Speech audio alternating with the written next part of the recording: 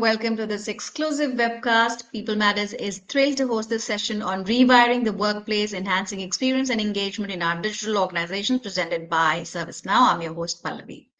This session promises to be an insightful and thought-provoking discussion on one of the most pressing topics in today's workplace landscape. With the rise in digital-first operations and flexible work models, the need to reimagine how we work, engage, and thrive has never been more critical.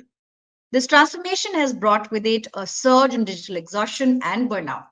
As employees juggle the demands of remote work and constant tech upgrades, maintaining a healthy work life balance and improving productivity have become a pressing concern. Regions like India and Southeast Asia are leading globally in workplace stress and burnout. Balancing productivity and performance demands with allowing employees to manage stress well being is key today.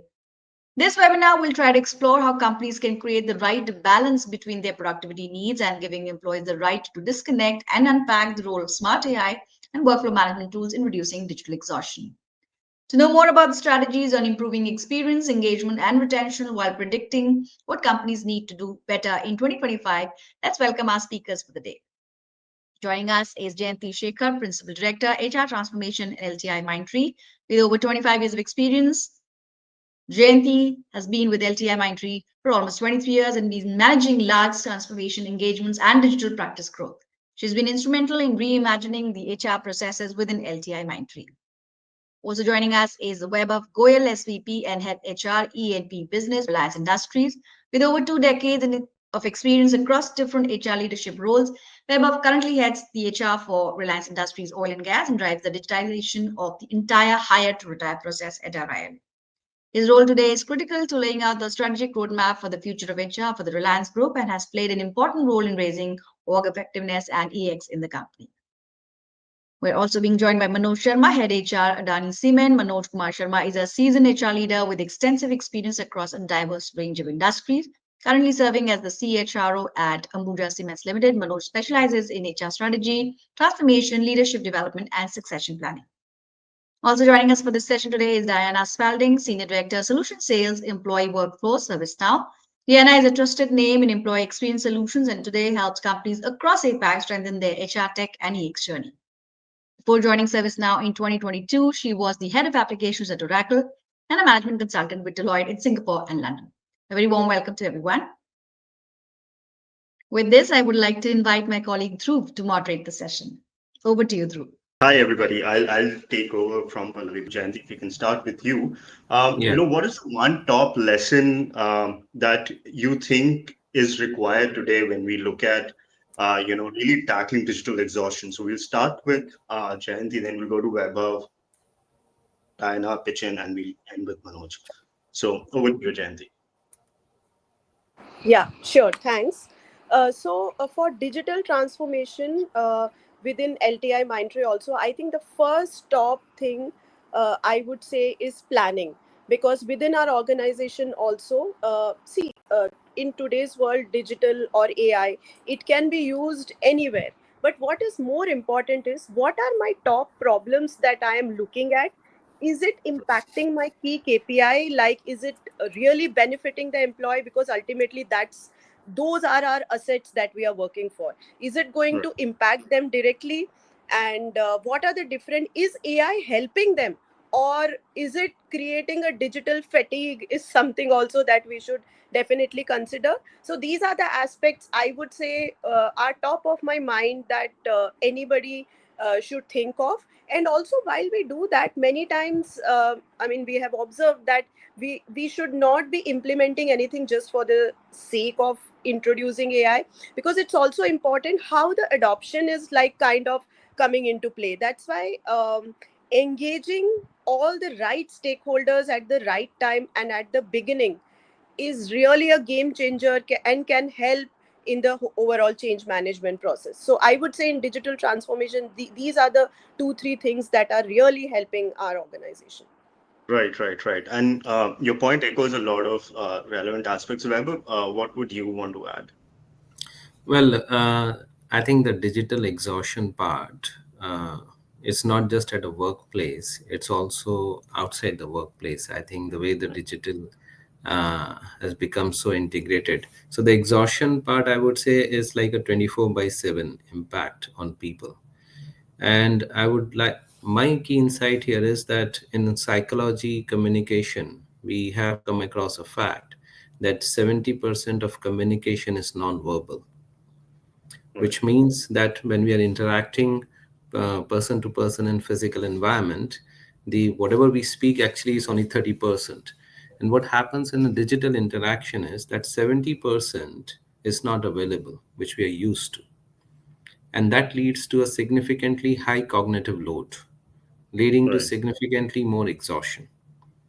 And the only way to balance it is that we bring in a certain amount of balance between digital and physical interactions.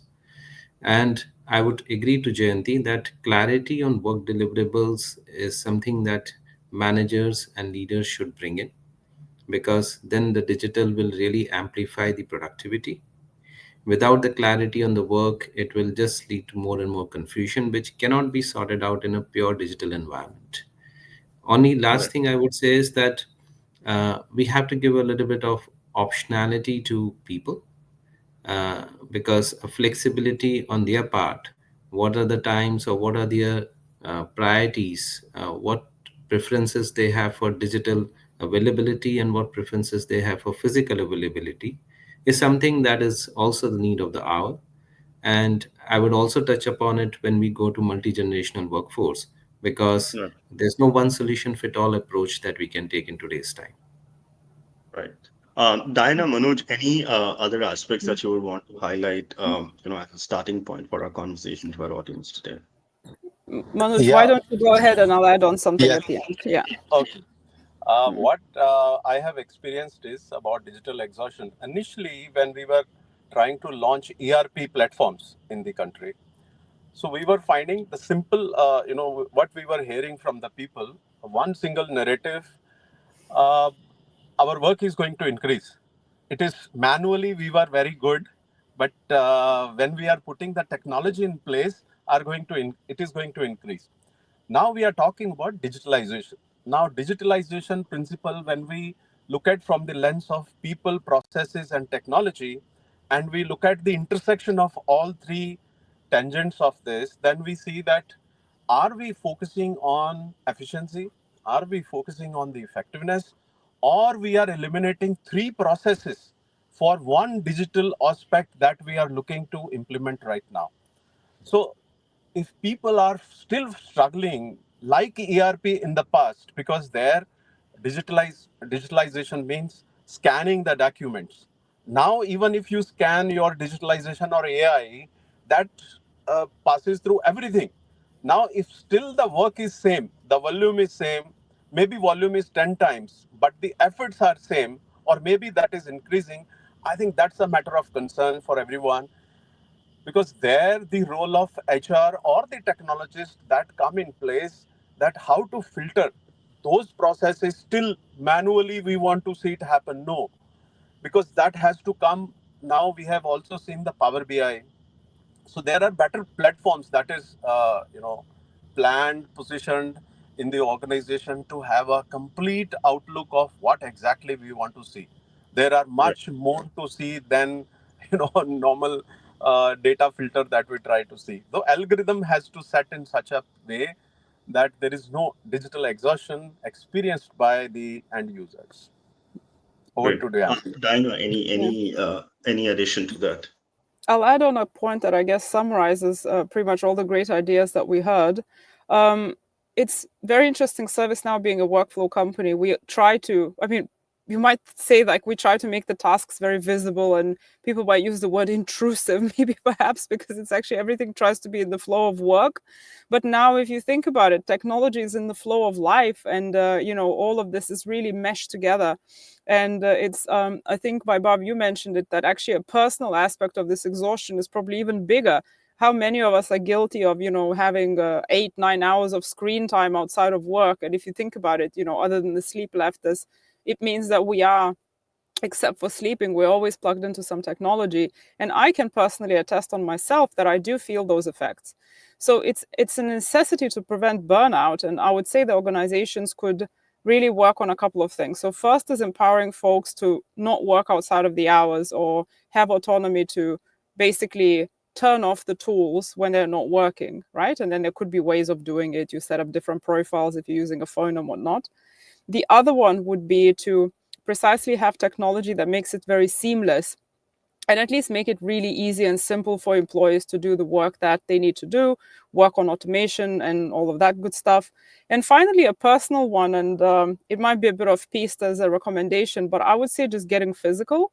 So, Right. just actually doing some physical work if you can, or at least going to the gym, is a really nice break to give yourself, well, a break from all the digital stuff. Right, right. And I think as we move ahead in this discussion, there's a lot of points that will get further unpacked. So I think, but yes, I think for a conversation starter, I think there's a lot that the audience can already take home from. Weber, my question to you, my next question is to you, right? You mentioned the multi-generational workforce aspect and how you can't have one size fits all kind of approach, especially when it comes to implementing digital solutions and ensuring digital transformation is successful. What strategies or what insights would you want to share with our audience here today when they really look at designing a digital experience initiative which for a diverse workforce?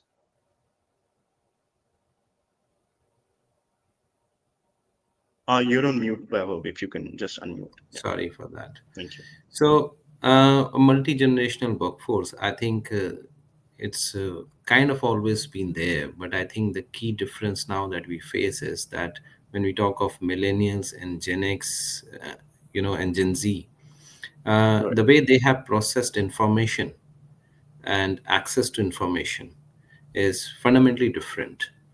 And right, that has led to a different way that they look at how the workflow should basically be done.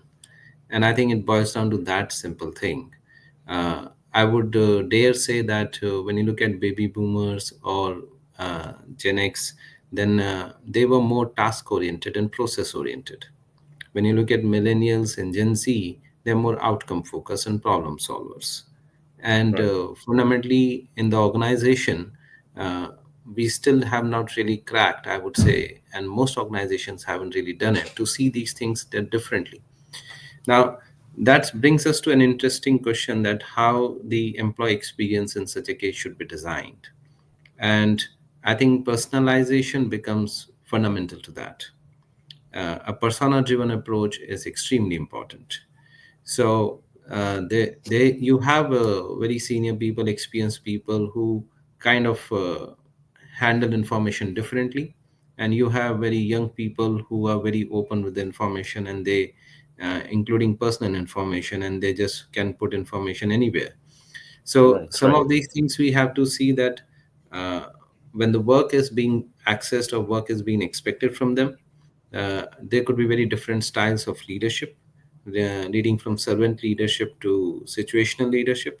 The workflow has to be designed where uh, it can be, some people like to work more on an outcome focused way that, okay, I'll solve this problem and I'll do it within a certain timeline. Some people need more personal approach and a coaching and instructions, and the flexibility in our workflows that you can really take these different kind of strategies basis persona is going to be very fundamental to the organizations.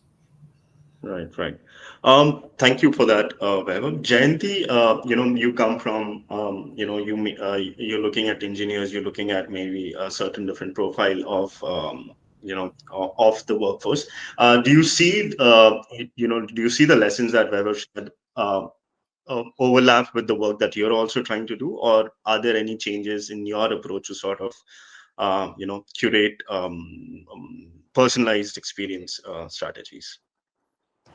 Yeah. So I, in fact, completely agree with what Vaibhav also mentioned, because the whole digital transformation concept should be inclusive, considering the diverse needs of multi-generational workforce for sure, and this personalized approach for maybe varying age groups or for that matter the personas that the resources are coming from, that actually has also led to a very very personalized onboarding journey. So I'm just to give an example, within our organization, even the first step for an employee engagement, which is the onboarding, and which by the way we have used ServiceNow for that as well, the whole approach has been curated and has been made very very personalized based on the skill set the person is coming from, based on the generation they belong to, and all of that. So there are multiple parameters, and I think that is giving them a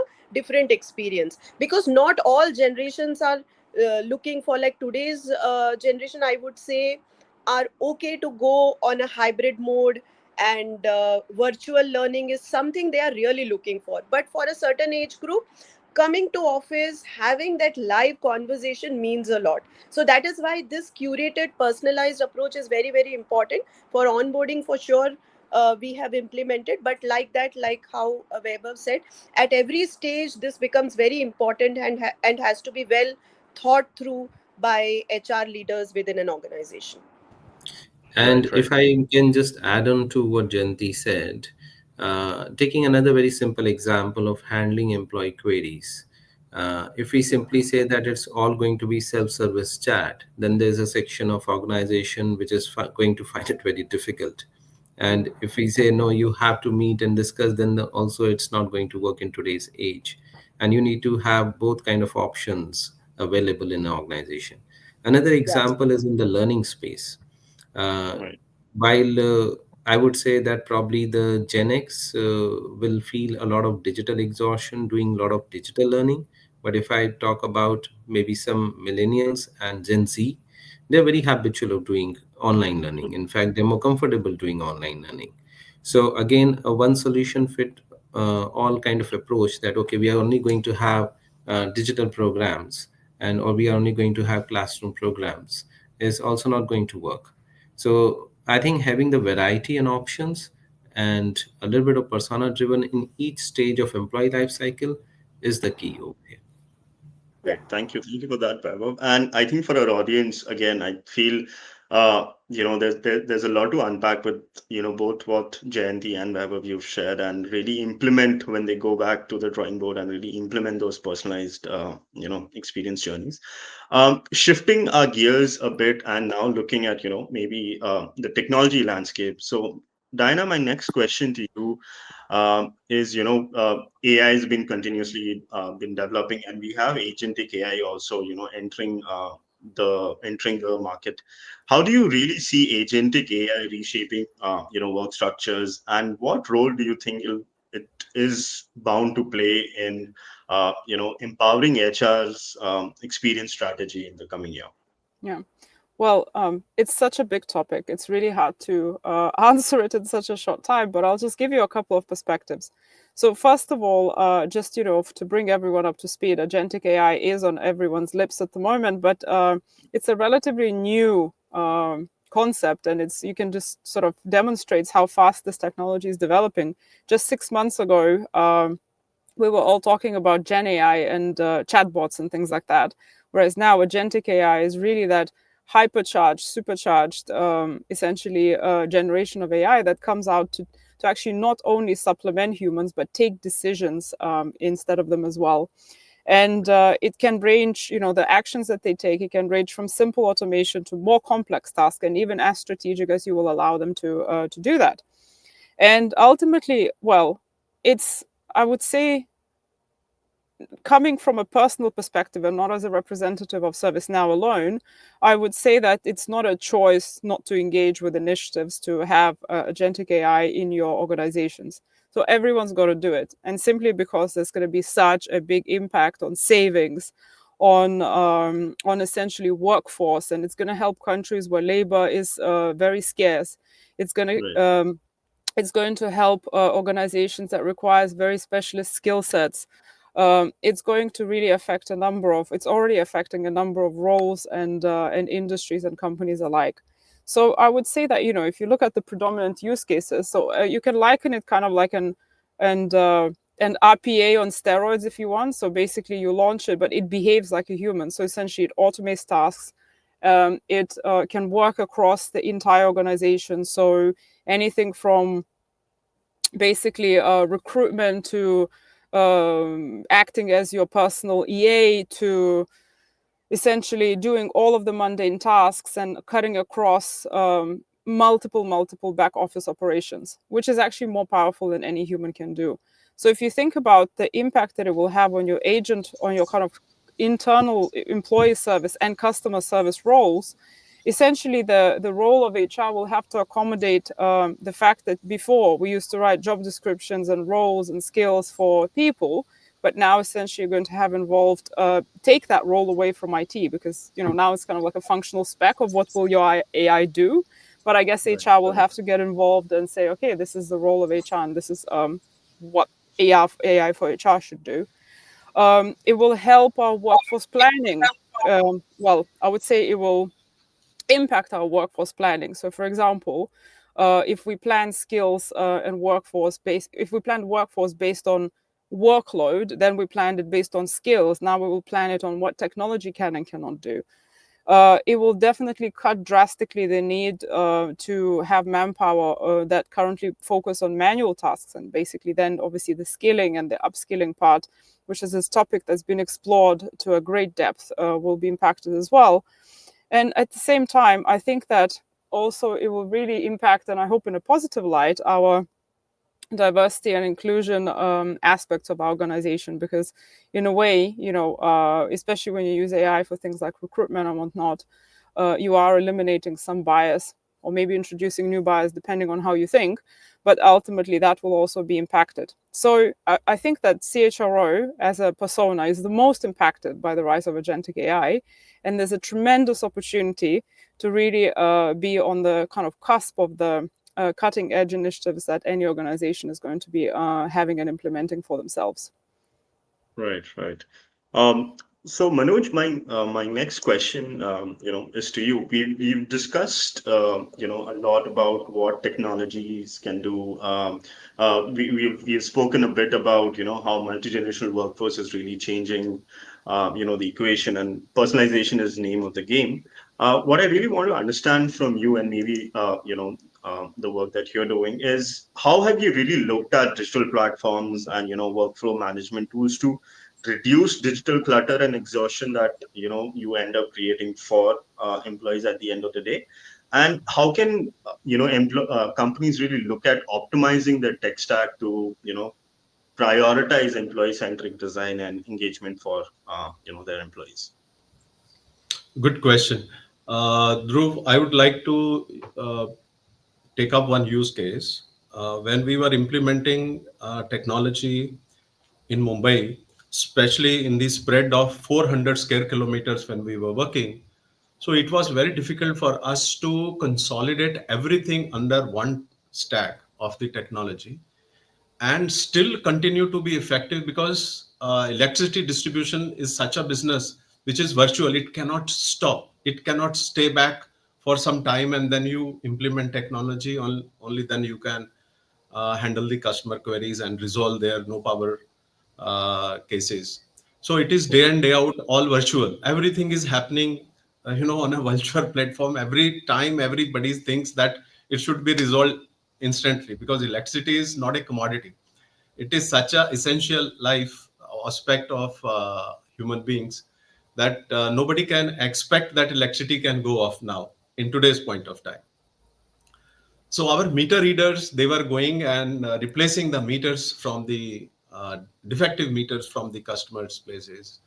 So we wanted to introduce technology so that it is just like putting them on a platform, so that they can, number one, they should not come to the office, and can we geotag, geofence them, so that straightway from their home, they can go to their locations, and all those no problem, no power loss cases, they can see it from the mobile application, and then they can go to the particular destination, and they will have the navigation also. So we wanted to stack all those problems which are closer to their home places, rather than going to different places and then resolving those cases. So we found initially we were expecting that initial hiccups would be there, but then how to put it together, That was a biggest challenge, and we kept it open. Number one, we had almost like 10 unions, and all the unions were coming from different factions. Initially, they were not ready to accept that we are putting them into technology, that organization is going to micromanage them, and we are trying to find some faults. So we released the narrative saying that, okay, the government is saying ease of doing the business. So we started the narrative ease of doing the operations.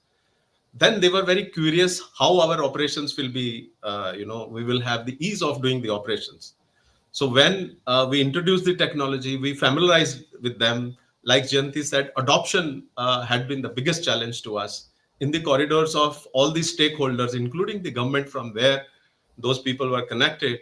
So we started having a conversation with them that this is how we are going to do it. And this is how this is going to benefit the consumers. So it was really very difficult, very challenging. But then when we implemented those all applications, so the biggest problem that we resolved was in the same application, when they are opening the mobile, instead of going to different application and then pressing it, so we could give the algorithm in the same application where they can push the button, click the picture of the faulty meter, remove that, upload the that picture into the application. The picture is going directly to the concerned people who were monitoring earlier manually. They were traveling all the way 10 kilometers, 5 kilometers. You can imagine how Mumbai is scattered, and it is very difficult moving from the traffic lanes going to their destinations, again getting the information download, and again going to the so to the customer's place. It was very, very challenging, very difficult.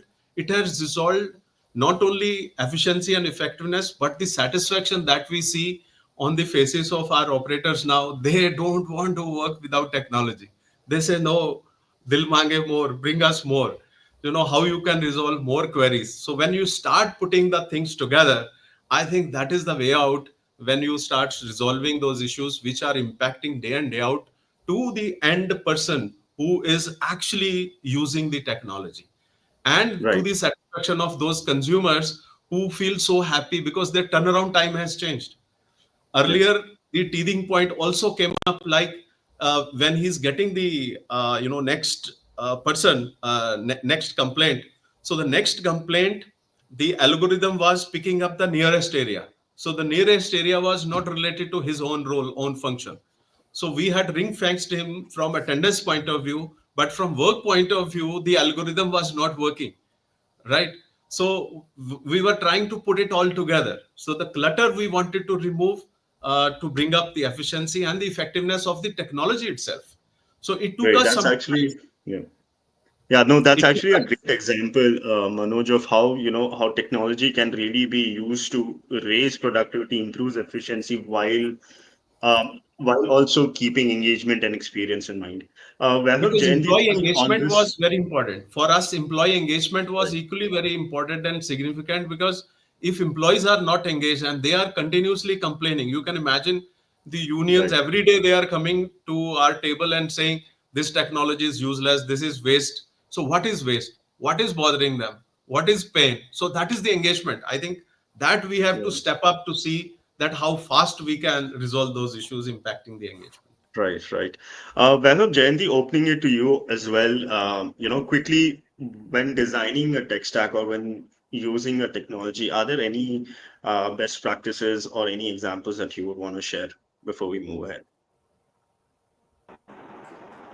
Yeah, maybe, yeah, I can go first. So, like earlier, also Weber mentioned and Manoj added that one size won't fit all. So, what works for a company may not work for the other depending on the priorities. So, a lot of thought goes into deciding the whole tech landscape and tech stack. One, of course, what the organization has already invested in. So, many a times it's a call that organization needs to take, whether they go with the existing investment and kind of enhance it, because every platform or tool right now, specifically in the HR space, they are coming up with their own AI enablement, the agentic AI theme, then the chatbot, and all of that. So I think that needs to be evaluated. And over and above, when we look at the overall architecture today, the all the AI assurance capabilities also plays a major role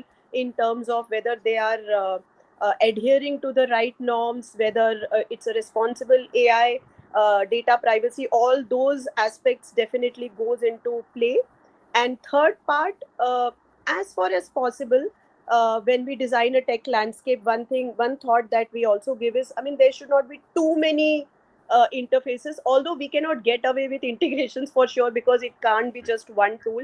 We just select the right tool for the right HR function. So with minimal integration and a seamless also, which is very, very important, is something that we usually look at, that how the information and the performance without impacting the performance flows across all system.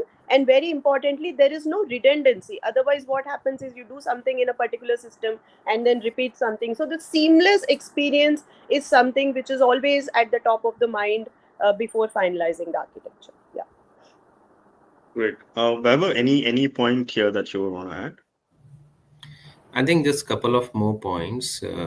One is, I think the the interaction layer for the customer should be so simple and in a single window unified experience kind of an approach, that all the complexity should be kind of masked behind it. The user should not get bogged down by the complexity of systems, integrations, or different workflows. And I'll put it to an acid test that no matter in today's world, depending upon the how well educated somebody is, what kind of work they do in what kind of organization, right from a rural area to a 18-year-old, when you look at outside the organization, people have a consumer experience on various digital interactions. That there's no Right. change management per se. Right. And Right. I think somewhere we have to really strive to that kind of a consumer grade experience. That if it is really well designed, which is going to help people to do their job better rather than them working for the technology, I think the change management aspect should really go down and down. And that's one of the biggest value that we derive out of the experience design layer. So Right. I would say that remove the clutter, the complexity, bring single window unified experience, and we should really emphasize that the change management should be very low and people very quickly understand that how it's actually going to help them do their job better. Right, right. Diana, just following up on this, and I think we also have a question from an audience on how do you really reduce tool fragmentation and simplify, the employee's digital workplace environment. Looking from the outside in, how would you say the future? I mean, how would you say 2025 is really leading up to maybe a simplified, digitally simplified experience? Well, I would say that year 2025 will alone will not lead to any simplification. It has to be a very intentional decision. And I'd say that, I don't feel qualified in a way to really say that one way is better than the other, or, there's plenty of organizations that run very disparate technology landscapes successfully. And then there are organizations who choose very much on the simplification. I would say that, for me, simplification works better. And I'd still go back to my point that nothing happens automatically. You really have to have a very clear strategy of what do you want out of your organization, how do you want to serve the business, and then choose the tools accordingly, rather than the other way around, which happens a lot. And that's when the fragmentation happens. Right, right. Yeah. Thank you for that. My next question, Jayanti, is to you. We've spoken a lot. You've talked about tech stack complexity and how to really reduce the clutter. My question to you is around, how do you really bring in that human aspect, create that balance, in the digital transformation aspect and to really address the long-term engagement of employees. So how do you really balance the technology aspect with the human aspect to create that balance today? Yeah. So, human intervention is definitely needed for any decision making process. And HR leaders, I would say, they play a major role in digital transformation. So, it's not that just there is an IT team who is probably bringing in end to end digitization in the HR processes and we just get started with the process. So, it doesn't work like that. Human intervention is definitely needed, and employees are really looking forward for that. And that is where, I mean, we have also created an initiative called as Rhythm. So what happens is, whether it is a change in the way we are raising HR service tickets, or whether it's a performance management process, how at each stage the human interaction, how can we basically put in the whole process, which gives a very very seamless experience to the employees, something which is always in the back of our mind. So that's why HR leaders, I would say, they play a crucial role.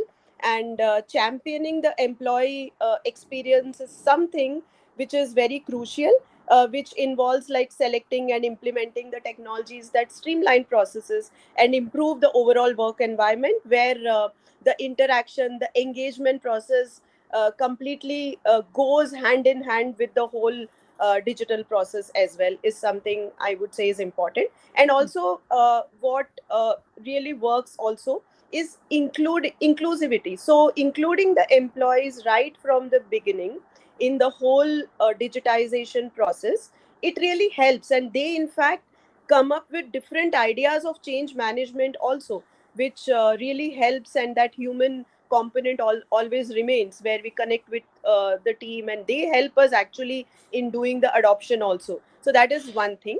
And third thing I would also like to highlight here is, we talk about talent for AI, but AI for talent and talent for AI, it goes hand in hand.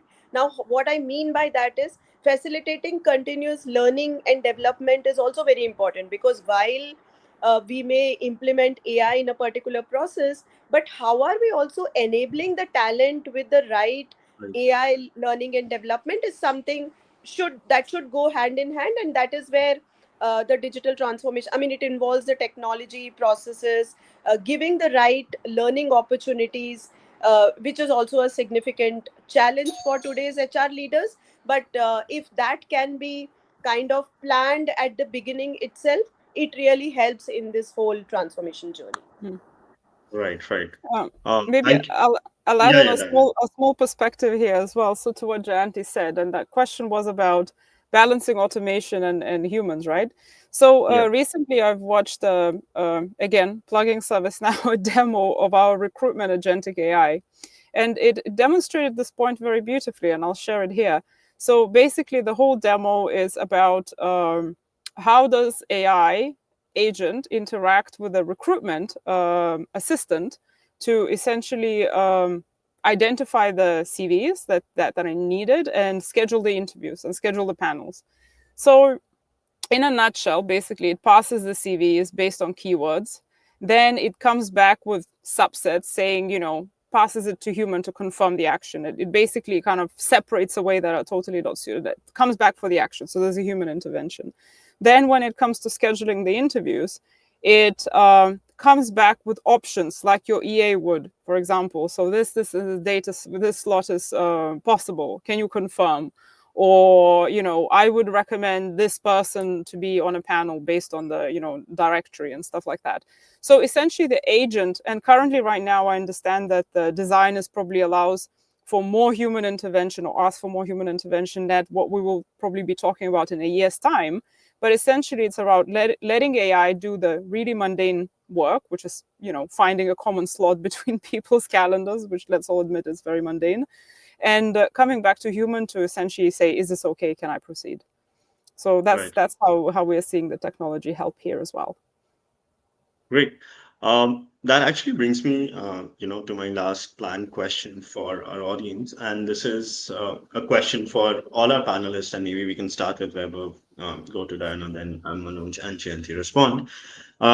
And this is slightly predictive in nature, where if you had to look at 2025, right, what do you think is the one key? I mean, we've spoken about a lot of initiatives, a lot of work that HR really needs to do, but what is that one key initiative that companies and HR leaders should really be prioritizing when when building the digital strategy to strike a balance between productivity, well-being, and employee experience? So, Vaibhav, we'll start with you. Then we'll go to Diana and Manoj. Yeah. All right, since you're asking only one, which is difficult to Yeah. pinpoint, but I would say that the human centered design, which is listening to the employees, keeping the employees at the center of the design, what's really working for them, what's not working for them, is I think the most important aspect of any digital transformation. And it's very similar to, if I would say, like in a sales organization or product organization, you should have the customer obsession. I would say HR needs to really think about it, that they need to have the employee experience as its obsession. But you have to see the things through their eyes within a very empathetic design process. And if I have to just talk about one thing, I think that's really at the heart of it. And it will really give good insights: what's working, not working, what to improve, what not to improve, and even the direction that one should be taking. Great. Diana, anything that you want to add? Okay, so like Vaibhav, I struggled with one, so I cheated. I'm going to give you one that has two subtasks. So basically, every organization should get AI ready, because it's developing so fast, and being here at the driving seat in the company that has so much R&D on AI can really attest that you have to kind of enable yourself on a bandwagon now. To me, there are two tasks that are fundamental in AI readiness. One is whatever AI tool you choose, just make sure you have all the prerequisites. So, for example, there's so many customers that we speak to that they say, okay, I don't want the foundational ServiceNow offerings because I think now it's passe. We need the actual AI. And then what they don't understand at that moment is that it works on the foundational data models. So Great. whatever other tool that you choose, you have to make sure that you have the prerequisite ticked off, right? That's number Right. one. And number two would be the skills piece. AI is going to fundamentally affect the workforce, the way we work and how long we work and all of that. So getting a hand of some kind of a skills initiative is also really important. It's very difficult, it's very messy, but at the same time, it's something that is critical, and I believe that it will separate the companies that can really move fast with AI adoption with others who will be laggards. So these are the one overarching initiative that I would recommend. Great. Thank you. Manoj, any addition that you would want to have? Yeah. I will also pitch for two. One which is very close to my heart. I always felt that if at all the digital and AI technology we are putting in place, I think it is such that the performance management should be virtual. It shouldn't be manually driven. Whatever goals are getting in place into my kitty, that should come to me. Maybe my manager is talking, but then the data that comes to that should be automated. It should not be manually driven. If the organization can ever imagine that, is it possible? I think that will be the best part we can commit to our employers on the EBITDA performance of the organization. That has always been close to my heart. And second, I would say change management. I think where Jayanti also pitched in the beginning about the adoption, and I'll say uncertainty, like Rizwana asked about the unstable market and how the burnout and dissatisfaction happens. I think it will Right. answer that. A lot of uncertainty takes place during the process when we are implementing. People are not aware. So I'll say communication and communication, that should happen. And over communication is always better because people want to know. Because Right. underneath the technology, there are a lot of decision making processes that is happening. People are not knowing about it. There should be transparency. There should be ethical part of it. The algorithm should be tested over time, because this is what will build the trust of those users in the entire organization. In fact, if we are putting all the stakeholders in play into the system and technology. And once they accept it, they adopt and they immerse into it, I can assure all the participants that your job is 100% done. It is not only 50% done, because people Right. will drive it. You can't drive as a technologist, and HR leader cannot drive as a strategy holder in the business to the people. It's the people who have to. Maybe we have to turn down the situation, saying people have to drive, and all our technologies and processes, it should be more from people side rather than HR keeping a control. It should be automated in such a way Right. that HR should not be visible in the organization. Great. Thank you. Thank you for that. Jayanti, we're just discussing, looking at 2025. I mean, it's difficult, as our panelists have mentioned, to just identify one top initiative. But what we are looking for is one top initiative that you would recommend for HR leaders really implement in 2025 for a better employee Yeah, yeah. experience. So as everyone mentioned, picking that one would be one would be impossible, but still I would give it a try.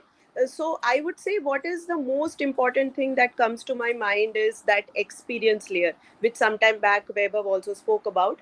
It is very important to take into priority whether any initiative is it giving a good experience to the employees, because unless and until they see an initiative making their life or day-to-day operational activities easy, the adoption or learning, all that which is very important, will not come into play. So they have to see that as something which is making their life easy, rather than just adding on to things making it complex. So I think a seamless top layer of experience and employee experience, and one unified experience. So one is seamless and second is unified also. Should not so happen for performance you go to this portal, or something you go to something else. So that unified experience is something Absolutely. that is Mm. very, very important. Yeah. Right, right. Thank you for that, panelists. That actually brings me into the question that we had planned. I think we have time for one audience question, and I think this is a question that we have not really touched upon. And I'll keep it open to whoever feels feels like adding, they can add. But I think this is a question around the role of managers and leaders, and how do we really build them and empower them to ensure that the digital tools for connectivity and for productivity that are being used are being don't overpower the employee experience and engagement aspect. So I think that's also a key consideration when we are talking about digital exhaustion and digital experience. So opening this question to the panel and anybody who would want to sort of help us answer this. I can go first on that. Yeah. See, I think, at least in my view, the at the heart of the experience is productivity and value add. And I don't really see that there should be really any kind of a trade-offs between the two. Right. So any kind of a digital layer experience or digital tools that are coming to me, they should help increase my productivity. They should help increase my skills and my growth and my learning. And if that's Right. what is really happening, then I don't really see that there's an overwhelming aspect to it. The the exhaustion or the friction really comes when the tools are designed and not in a manner that they are simplified, and they're not really helping in doing my job better. So experience, and I think we should look at it at the heart of experience. If it is productivity and learning, then I don't see that there's really much of a challenge. Right, right. And just to go back to this, what role do you see managers and leaders really playing in ensuring this is communicated, and this doesn't feel like another addition to an employee's to-do list? Well, I would say that if it is a so let me take two scenarios. If it is a centrally driven initiative, then of course the managers have to strike a balance. If some things are not working out, they should also be able to take back the feedback to the right teams and help things improve. But if it is an initiative which is being driven by managers themselves, then I think they should really walk the talk. Uh, Right. a lot of times we see that these digitization initiatives are being pushed through while the leaders and the managers are the last ones to jump the bandwagon. And I think it doesn't set the right example. And it's not just about setting the right example. I think when you know, when you make a dish and you taste it yourself, you know where it is really lacking. So I think Right. walking the talk and playing a balancing act of two-way communication between these initiatives to help into an iterative improvement cycles is really key. And managers can really play that role very effectively. Great. Any closing point, Diana, Jayanti, Manoj, that you might have? I think what I, Diana, you are Yeah, I was on muted. mute. Yeah, please, Okay, I'll just please, build on please, my please. point very quickly. So I think the managers, and maybe it's a slightly different point in what managers and leaders have a role in actually ensuring digital tools. I would say the biggest role we as leaders have is to ensure that a end-to-end process is being considered, right? And this is what adds to the number of tools and whatnot. How many times have you seen a hire to retire tool where you have a tiny tool for onboarding, then something for performance management, then some survey, then this and that? That leads to that clutter and the swivel chair, and that leads to digital exhaustion.